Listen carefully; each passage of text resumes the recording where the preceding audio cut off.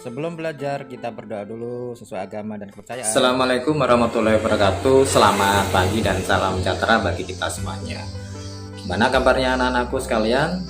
Semoga tetap dalam keadaan sehat walafiat. Oke, anak-anakku, sebelum kita belajar pada kesempatan ini, tetap dengan protokol kesehatan ya.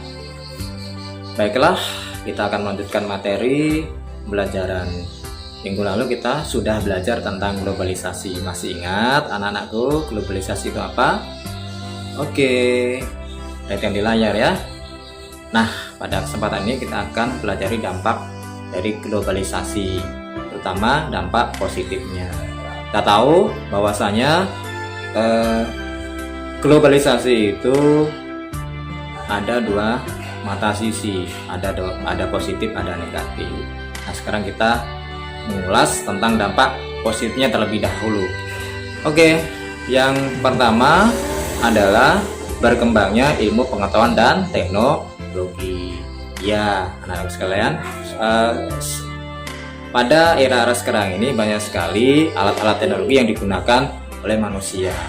Contohnya dalam dunia pertanian yang dahulu kala menggunakan sapi atau kerbau untuk membajak sawah, nah sekarang sudah menggunakan traktor, itu contohnya.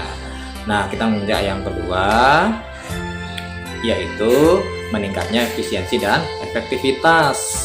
Nah, anak sekalian, kita sekarang bisa saja di rumah, tapi bisa melakukan aktivitas.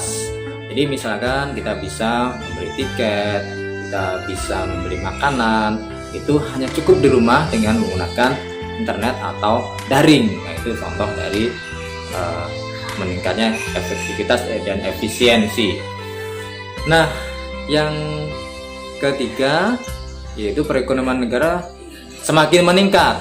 Kenapa? Karena dengan adanya globalisasi ini, maka banyak sekali perusahaan-perusahaan asing bisa menanamkan modal di negara kita. Nah, itu berarti semakin meningkatlah perekonomian negara Indonesia. Nah, yang berikutnya adalah taraf hidup masyarakat semakin meningkat. Kenapa?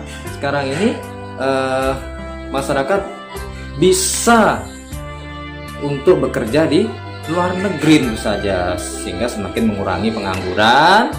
Banyak masyarakat Indonesia yang bekerja dan banyak berpenghasilan, sehingga taraf hidupnya juga semakin meningkat. Oke, kita menginjak yang berikutnya, yaitu komunikasi semakin mudah dan cepat. Betul tidak? Betul sekali. Nah, sekarang ini kita banyak menggunakan media-media sosial untuk saling berkomunikasi, bahkan untuk belajar pun juga menggunakan media sosial, ya kan? Beda dengan zaman dahulu harus pakai surat dan sebagainya. Sekarang tidak, kita bisa komunikasi walaupun jarak memisahkan. Bahkan bukan hanya mendengarkan suara, tapi juga bisa langsung bertatap muka. Itu contoh ya. Nah, yang keenam, dampak berikutnya adalah ya berkembangnya pariwisata. Kenapa? Karena kita bisa untuk mempromosikan tempat-tempat wisata kita yang ada di daerah dengan cara bagaimana? Ya, kita kenalkan dengan media-media sosial, sehingga tempat wisata daerah kita akan semakin dikenal oleh masyarakat di luar. Pun juga kita juga bisa melihat tempat-tempat pariwisata di daerah lain walaupun kita belum pernah ke sana, juga dengan menggunakan internet. Oke, berikutnya adalah peningkatan alat komunikasi dan keterbukaan informasi. Nah, sekarang ini siapa sih yang tidak cepat untuk mengetahui informasi yang ada di luar sana? Misalkan walaupun jauh, dengan segera kita bisa mendengar atau mengetahui informasi tersebut, ya kan? Baik dengan media sosial, televisi, radio, surat kabar. Nah, sehingga kita tidak lagi tidak mengetahui berita atau tidak mengetahui informasi dengan segera pada saat ini juga, detik ini juga, bahkan kadang kita bisa segera mengetahui informasi tersebut.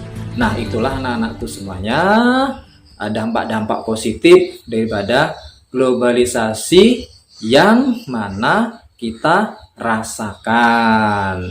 Oke, sebelum Bapak tutup, Bapak akhiri, Assalamualaikum warahmatullahi wabarakatuh.